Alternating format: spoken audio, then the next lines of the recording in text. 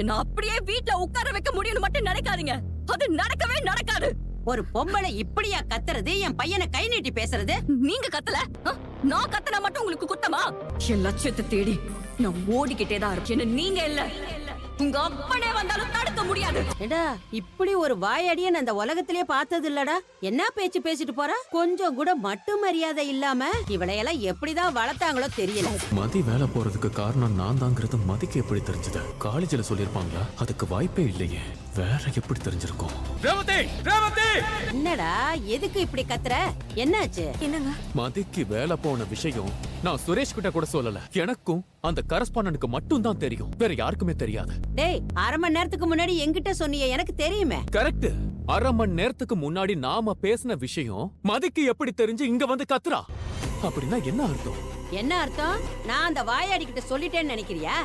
இல்லம்மா, நம்ம வீட்ல பேசின விஷயத்த வேற யாரோ அவகிட்ட சொல்லிருக்காங்க. நீதான் அவகிட்ட சொன்னியா? நான் எங்க சொல்ல போறேன்? உண்மைய சொல்லு. ஏங்க, எனக்கே மதி சொல்லிதான் இந்த விஷயமே தெரியும். அப்புறம் எப்படி நான் மதி கிட்ட சொல்லுவேன்? பொய் சொல்லாத ரேவதி, பொய் சொல்லாத. நானும் அம்மாவும் பேசிக்கிட்டு இருந்த விஷயத்த ஒட்டு கேட்டு நீ அவகிட்ட போட்டு கொடுத்திருக்க, அப்படிதானே? இல்லங்க, நான் சொல்லல. மதி கேக்கும் போதே உங்களுக்கு தெரியுமான்னு என்ன கேட்டாலே. கரெக்ட். நீ இப்படிலாம் கேளுன்னு நீ அவகிட்ட சொல்லி இருப்ப. அவளும் அதே மாதிரி கேட்டிருக்கா. உண்மை சொல்லு. நாங்க பேசினத ஒட்டு கேட்டு அவகிட்ட போட்டு கொடுத்திருக்க. நான் போட்டு கொடுக்கலங்க. உண்மைய சொல்லு ரேவதி. நீ போட்டு கொடுக்கும் போது அவன் இங்க வந்து கத்துனாளா? மதி கத்துனதுல தப்பு ஒண்ணு இல்லையேங்க. எதுக்குங்க உங்களுக்கு தேவையில்லாத வேலை? ஏன் அவ வேலையில எல்லாம் விளையாடுறீங்க? அவ பாட்டுக்கு நிம்மதியா வேலை பார்த்துட்டு இருக்கிறதுல உங்களுக்கு என்ன பிரச்சனை? அந்த கதையெல்லாம் விடு. நம்ம வீட்ல பேசின விஷயத்த நீ எதுக்கு மதி கிட்ட சொன்ன? உண்மையை சொல்லு. நீ தானே சொன்ன? நீ தானே அவகிட்ட சொன்ன? சொல்றே, நீ தானே சொன்ன? சொல்லுன்றல. ஆமாங்க, நான் தான் சொன்னேன். மனசு கேட்காம தான் சொன்னேன். ஏன் வேலை போச்சுன்னு தெரியாம டென்ஷன்ல சுத்திட்டு இருந்தாலேன்னு சொன்னேன். டேய் டேய், இருடா இருடா. டேய், இருடா இருடா இருடா. தங்கராஜ், அமைதியா இரு. ஏய், உன் வீட்டுக்கும் உன் வீட்ல இருக்கிற உன் தம்பி பொண்டாட்டிக்கும் நேர்மையா இருக்கணும்னா நீ அங்க போயிரு. என் வீட்ல இருந்துகிட்டு ஏன் சோத்த தின்னுக்கிட்டு எனக்கே துரோகம் பண்றியா? பாரு, பொண்ணுங்கன்னா எப்படி இருக்கணும்னு ஒரு வரமுறை இருக்கு. அந்த மாதிரிதான் நீயும் இருக்கணும். அப்படி இல்லன்னு வை, இந்த தங்கராஜ் கேட்க தாண்டி செய்வா. அந்த கோட்டுக்குள்ள நிறுத்துறதுக்கு என்ன பண்ணணுமோ அதை நான் செய்வேன். இனிமே இந்த வீட்டுக்கு உண்மையா அமைதியா நீ இருக்கணும். இல்லன்னு வை, கொன்றுவ உன்னை. ஏண்டி, வாயை வச்சுக்கிட்டு சும்மா இருக்க மாட்டியா நீ? பெரிய உண்மை விளம்பியாடி. எதுக்குடி இப்படி தேவையில்லாம அடி வாங்கி அவங்கிட்ட சாவுற? ஏன்டா அப்படி நடந்துக்கிறியோ? நீ எங்க போயிட்டு வர? வேலை விஷயமா ஒருத்தரை பார்க்க போயிட்டு வந்தேன். வெளிய போகும்போது எங்க போறேன்னெல்லாம் சொல்லிட்டு போக மாட்டியா நீ? இனிமே சொல்லிட்டு போறேன். என்னாச்சு மதி? அங்க என்ன நடந்துச்சு? அங்க போய் சண்டை எதுவும் போட்டியா நீ? சண்டை தான் போட்டேன். கத்துன, கோவமா பேசின. ஆனா ரேவதி அக்கா சொன்னதா நான் காட்டிக்கல. அவங்கள நான் மாட்டியும் விடல. நீ திட்டினப்போ தங்கராஜ் என்ன சும்மாவா இருந்தாரு? பதிலுக்கு எதுவும் சொல்லலையா? அது எப்படி சொல்லாம இருப்பாரு? ஆமா, நான் தான் உன் வேலை போனதுக்கு காரணம். இப்ப நீ என்ன பண்ண போறேன்னு திமுறா கேட்டாரு. ஏன் தான் இப்படி இருக்காரோ தெரியல. அவருக்கு சப்போர்ட் பண்ண அவரோட அம்மா வேற. நீ அவங்கள எதுவும் சொன்னியா? பேசாம இருங்கன்னு மட்டும் தான் சொன்னேன். எனக்கு இன்னும் கோவம் குறையலங்க. அவ்வளவு ஆத்திரம் வருது. ஏங்க, அவர் இப்படி பண்ணுவாருன்னு நான் யோசிக்க கூட இல்லைங்க. நான் வேலைக்கு போறதுல அவருக்கு என்னங்க வந்துச்சு? அவர் ஏன் என் வேலையை படிக்கணும்? மெதுவா மதி. மத்த விஷயத்துல எல்லாம் அமைதியா இருக்கிற மாதிரி இதுலயும் அமைதியா இருந்தா ரொம்ப தப்பாயிடுங்க. தான் போய் சண்டை போட்டேன். நான் அவர்கிட்ட சவால் விட்டுட்டு அதிகபட்சம் 3 மாசத்துல வேலை தேடி காட்டுறேன்னு சொல்லிட்டு வந்து சொன்ன மாதிரி நான் வேலை தேடி காட்டு. அவரு நினைச்சா நான் அந்த காலேஜ்ல வேலைக்கு போகாம இருக்க வைக்க முடியும். ஆனா வேலைக்கே போகாம இருக்க வைக்க முடியாதுல்ல. இவரா நானும் பார்த்தேன். உனக்கு கண்டிப்பா நல்ல வேலை கிடைக்கும் மதி. 3 மாசம் இல்ல, அதுக்கு முன்னாடியே வேலை கிடைச்சிரும். ஆனா ஒரு சின்ன விஷயம், தங்கராஜ் அண்ணன் தான் உனக்கு வேலை போக காரணங்கிறதையும் நீ அங்க போய் சண்டை போட்டதையும் இங்க எதுவும் சொல்லிக்க வேணாம். நானால எதுவும் சொல்ல போறது இல்லைங்க. சொன்னாலும் எனக்கு யாராவது சப்போர்ட் பண்ண போறாங்களா? அவர்கிட்ட ஏன் சண்டை போட்டேன்னு எல்லாரும் கேட்க போறாங்க. எல்லாருக்கும் எல்லா விஷயமும் தெரியணுங்கிறதுல எனக்கு முக்கியமே இல்லைங்க. எனக்கு என் வேலை தான் முக்கியம். அதுக்கு என்ன பண்ணணுமோ அது மட்டும் தான் நான் செய்வேன். நான் போய் ஃப்ரெஷ் அப் ஆயிட்டு வந்துடுறேன்.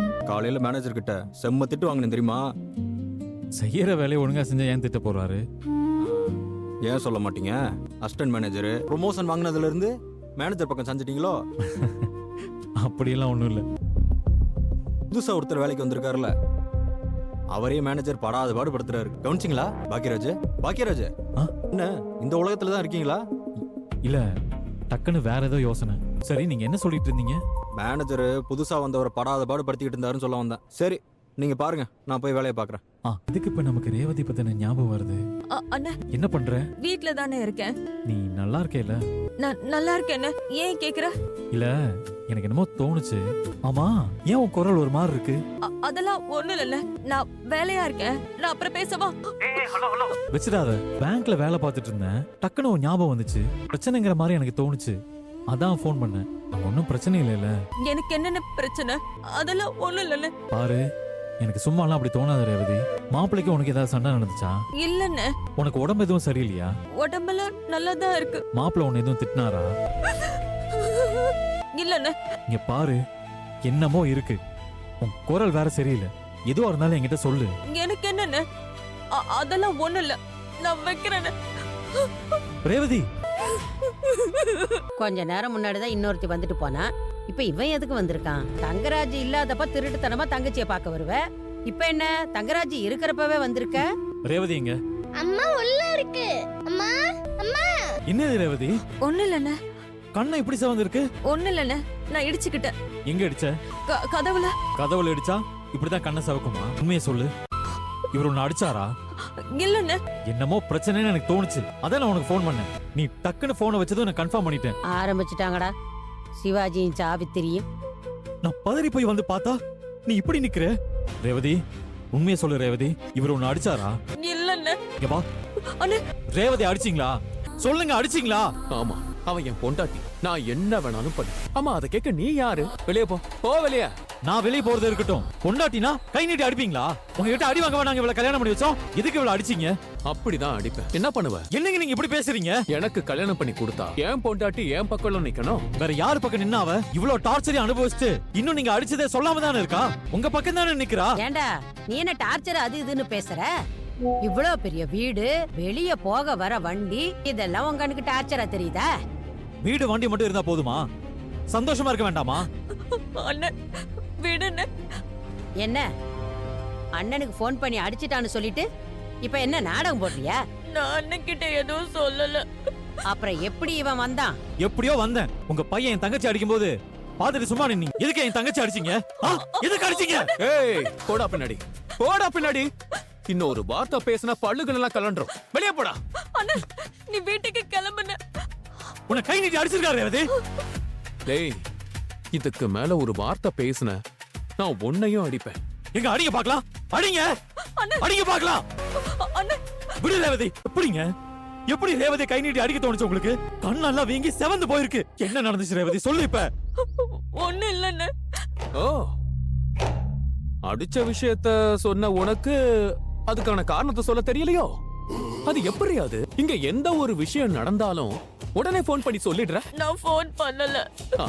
என் தங்கச்சிக்கு ஏதோ பிரச்சனைன்னு எனக்கு தோணி நானா தான் போன் பண்ணேன். ஓ, இவ குரல் ஒரு மாதிரி இருந்துச்சு, நானா தான் கிளம்பி இங்க வந்தேன். என் தங்கச்சி நல்லா இருக்காளா இல்லையான்னு இவ சொல்லாமலே கண்டுபிடிக்க முடியற அளவுக்கு அண்ணன் தான் நானு. ஆமா, ரொம்ப பெருமை தான். என்ன மாப்பிள்ளைங்கிற திமிரா? என்ன பண்ணாலும் யாரும் கேட்க மாட்டோம்னு நினைச்சிட்டு இருக்கீங்களா?